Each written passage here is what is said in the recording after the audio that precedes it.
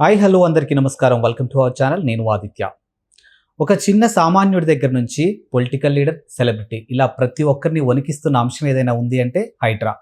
అందులో భాగంగానే హీరో నాగార్జునకి సంబంధించినటువంటి ఎన్ కన్వెన్షన్ని కూల్చివేయడం జరిగింది. సో దాన్ని ఉద్దేశించి మాజీ మంత్రి కేటీఆర్ ట్వీట్ చేశారు.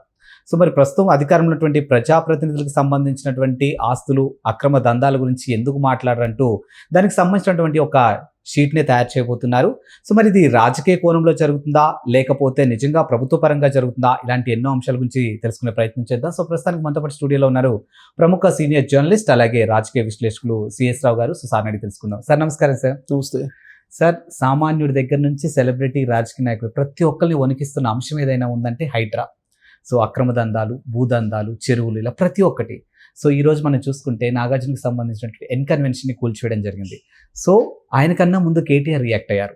సో మరి ప్రస్తుతం అధికారం ఉన్నటువంటి ప్రజాప్రతినిధులు కూడా చాలా వరకు చేసినవి ఉంటాయి కదా. సో మరి వాటి గురించి ఎందుకు మాట్లాడరు? అసలు ఈ హైడ్రా అనేది రాజకీయ కోణంలో వెళ్తుందా, లేదు అని అంటే ప్రభుత్వం తన పని తాను చేసుకెళ్ళిపోతుందా?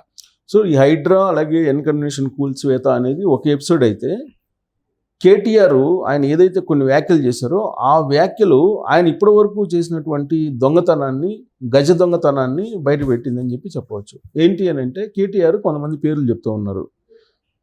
ఎన్ కన్వెన్షన్ కూల్చివేశారు కదా, మరి పొంగులేటి శ్రీనివాసరెడ్డిది FTL పరిధిలో ఉంది, కావాలంటే నేను శాటిలైట్ ఇమేజెస్ కూడా పంపిస్తాను, ఇప్పుడు ఎలా ఉంది అప్పుడు ఎలా ఉంది అని చెప్పి ఆయన చెప్తూ ఉన్నారు. అలాగే వివేక్కు సంబంధించినటువంటి ఆక్రమణలు ఉన్నాయి, మధుయాష్కి గౌడ్కి సంబంధించినటువంటి ఆక్రమణలు ఉన్నాయి, అలాగే KVPకి సంబంధించినటువంటి ఆక్రమణలు ఉన్నాయి అని చెప్పి కాంగ్రెస్ పార్టీకి సంబంధించినటువంటి లీడర్ల యొక్క లిస్టు చెప్తూ ఉన్నారు ఆయన.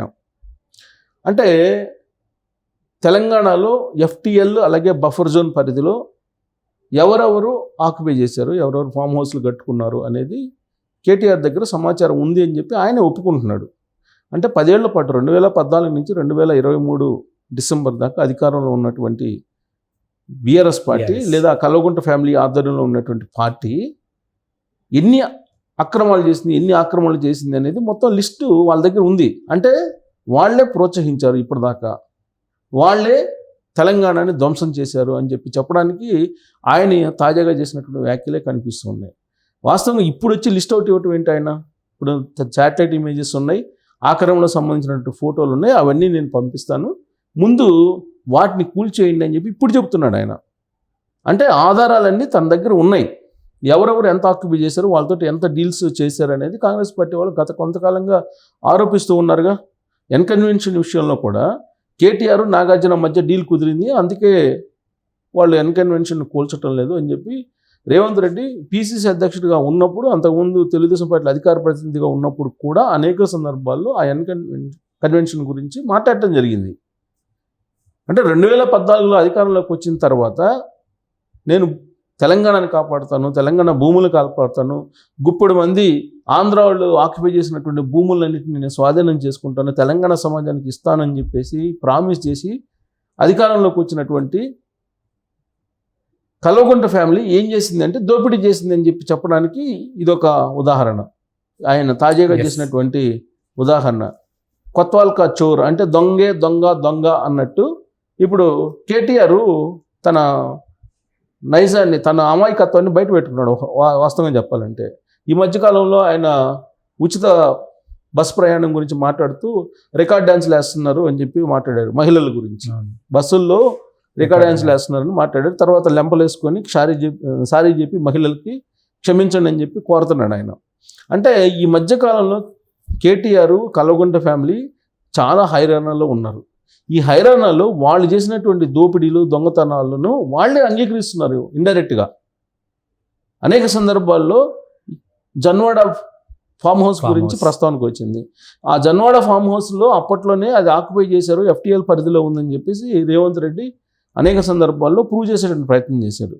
అంతేకాకుండా డ్రోన్ని అక్కడ ఎగరవేసి డ్రోన్ ద్వారా పిక్చర్స్ తీసుకునేటువంటి ప్రయత్నం కూడా చేశారు. ఫలితంగా ఆ రోజు ఉన్నటువంటి BRS పార్టీ ప్రభుత్వం రేవంత్ రెడ్డిని జైల్లో పెట్టింది. ఆ సంఘటన తర్వాతే రేవంత్ రెడ్డి గ్రాఫ్ పెరిగింది. సో FTL పరిధిలో ఉంది అని జన్వాడ కేటీఆర్ ఫామ్ హౌస్ అనేది రేవంత్ రెడ్డి ఆ రోజు PCC అధ్యక్షుడిగా ఉన్నప్పుడు ఆధారాలతో సహా బయట పెట్టారు. కాబట్టి ఇప్పుడు ఎన్ కన్వెన్షన్ తర్వాత నెక్స్ట్ ఏదన్నా కూల్చేది ఏదన్నా ఉందంటే ఖచ్చితంగా జన్వాడ ఫామ్ హౌసే కేటీఆర్ది. కేటీఆర్తో పోల్చబోతున్నారు. అంటే అందుకే దానికి- ఇప్పుడు కాదు సార్, దానికి సంబంధించి జీవో 99 ప్రకారం దానికి సంబంధించిన పత్రాలన్నీ కరెక్ట్ గా ఉంటే హైకోర్టు ఒక స్టే ఇచ్చినట్టుంది కదా మీరు చెప్పిన ఫామ్ హౌస్ గురించి. అన్నీ ఇప్పుడు అన్కన్వెన్షన్కి కూడా హైకోర్టు స్టే ఇచ్చింది. ప్రభుత్వం చేయాలనుకుంటే కోర్టుకు సంబంధించిన స్టేలున్నా దానికి ఆల్టర్నేటివ్ మార్గాలు ఉంటాయి. ప్రతి దానికి న్యాయ వ్యవస్థలో ప్రత్యామ్నాయ మార్గాలు ఖచ్చితంగా ఉంటాయి. ఇప్పుడు కోర్టులు కూడా ఏం చెప్పలేదు, చెరువులను ఆక్రమించేసి మీరు కట్టండి అని చెప్పి ఏ రోజు కోర్టులు చెప్పలేదు. చెరువులను ఆక్రమించడం కారణంగా హైదరాబాద్లో వర్షాలు వచ్చినప్పుడు మొత్తం నగరమే మునిగిపోతుంది, ప్రాణ నష్టం ఆస్తి నష్టం జరుగుతూ ఉంది, ఆక్రమణలు తొలగించండి అని చెప్పి చెప్పినటువంటి తీర్పులు ఉన్నాయి. ఎస్. సో కాబట్టి ప్రభుత్వం దలుచుకుంటే న్యాయ వ్యవస్థ ఒకవేళ స్టేలు ఇచ్చినా లేదంటే తీర్పులు చెప్పినా దానికి ప్రత్యామ్నాయ మార్గాలు ఉన్నాయి. ప్రత్యామ్నాయ మార్గాలు ప్రతి తీర్పుకి ఉంటుంది న్యాయ వ్యవస్థలో. ఆ లూప్ హోల్స్ను పట్టుకొనే ఈ పాలకులన్నీ గేమ్స్ ఆడుతున్నారు. పాలకులు కానీ ప్రజాప్రతినిధులు కొంతమంది కానీ న్యాయ వ్యవస్థలో ఉన్నటువంటి లూప్ హోల్స్ను పట్టుకొని వాళ్ళు గేమ్స్ ఆడుతున్నారు. ఇప్పుడు నాగార్జున కూడా చెప్తుంది అదే కదా, నాకు స్టే ఆర్డర్ ఉంది, కోర్టు తీర్పు ఉంది, వాటిని పట్టించుకోకుండా నా కన్వెన్షన్ కొట్టేశారు, కూల్ చేశారు, కనీసం నోటీస్ కూడా ఇవ్వలేదు, ఇదే కదా చెప్తుంది. సో నోటీస్ కూడా ఇవ్వకుండా కూల్ చేశారు. కానీ ప్రభుత్వం తలుచుకుంటే ఏదైనా చేయొచ్చు. ప్రభుత్వం కావాలంటే కొత్త చట్టాలను తయారు చేస్తుంది మళ్ళీ. సో కాబట్టి ఇది ఒక సాహసోపేతమైనటువంటి నిర్ణయం రేవంత్ రెడ్డి చేసింది. హైడ్రా అనేది ఏర్పాటు చేయటమే ఒక సాహసం, దాన్ని తన పని తాను చేసుకునేలాగా చేయటం అనేది మరొక సాహసం. అయితే ఇప్పుడు చేస్తున్నటువంటి ప్రయత్నం కనుక ఆగిపోతే చాలా డ్యామేజ్ అవుతుంది రేవంత్ రెడ్డికి. కాబట్టి దీన్ని ఆగకుండా చేయాలని అంటే ఫస్ట్ ఎవరైతే ఉన్నారో ఈ సోకాల్డ్ కేటీఆర్, పల్లా రాజేశ్వర రెడ్డి వీళ్ళంతా ఉన్నారు కొంతమంది ఈ ఎఫ్టీఎల్లో పరిధిలో లేదా బఫర్ జోన్ పరిధిలో ఆక్యుపై చేసి అక్రమ నిర్మాణాలని నిర్మించినటువంటి వాళ్ళందరికీ సంబంధించినటువంటి ఆస్తుల్ని మొత్తాన్ని కూల్చేసి ప్రభుత్వం స్వాధీనం చేసుకుంటే కనుక చిరస్థాయిగా రేవంత్ రెడ్డి తెలంగాణ సమాజంలో హీరోగా నిలబడిపోతాడు. ఎన్ని రోజులు ముఖ్యమంత్రి పదవిలో ఉన్నాము, ఎన్ని రోజులు బతికేమని కాదు ముఖ్యం. అదే చెప్తారు కవితలు చెప్తారు, కాకిల కలకాలం బతికే కన్నా కూడా కోయిల్లా కొంతకాలం బతకటం బెటరు అనేది. అలాగే ముఖ్యమంత్రి పదవిలో ఎన్ని రోజులు ఉన్నాం అనేది ముఖ్యం కాదు, ఉన్నప్పుడు ఏం చేసాము అనేది చిరస్థాయిగా నిలిచిపోవాలి. సో కాబట్టి ఇప్పుడు హైడ్రా చేసేదాన్ని కంటిన్యూ చేసేలాగా కనుక రేవంత్ రెడ్డి చేయగలిగితే నెక్స్ట్ జన్వాడ కేటీఆర్ ఫామ్ హౌసే కూలిపోతుంది. కాబట్టి అందుకే ఐరానా పడుతూ ఆయన కాంగ్రెస్ పార్టీకి సంబంధించిన లిస్ట్ మొత్తం తీసి నేను శాటిలైట్ ఇమేజ్లను పంపిస్తాను, ఫోటోలను పంపిస్తాను, కేవీపీది కోల్చండి, మదియాష్కి గౌడ్ది కోల్చండి, పొంగులేటి శ్రీనివాసరెడ్డి మంత్రిది కోల్చండి, వివేకాది కోల్చండి, ఇట్లా లిస్ట్ అవుట్ చేస్తున్నాడు కాంగ్రెస్ పార్టీలో ఉండేటువంటి వాళ్ళు ఎన్ని. ఎందుకంటే ప్రభుత్వంలో వాళ్ళు 10 సంవత్సరాల పాటు ఉన్నారు కాబట్టి వాళ్ళు దగ్గర లిస్ట్ ఉంటుంది, ఎవరెవరు ఎంత ఆక్యుపై చేశారు అనేది, ఎవరెవరి దగ్గర ఎంత డీల్స్ కుదుర్చుకున్నారు అనేది కూడా వాళ్ళ దగ్గర ఉంటుంది. టాప్ 20 కంపెనీల దగ్గర బినామీలుగా ఎవరెవరు ఎంతంత బినామీలు ఉన్నారు కూడా వాళ్ళకి తెలుసు. సో కాబట్టి ఇది ఒక ఆహ్వానించదగ్గ పరిణామం, స్వాగతించదగ్గ ఒక ప్రక్రియ ఇది.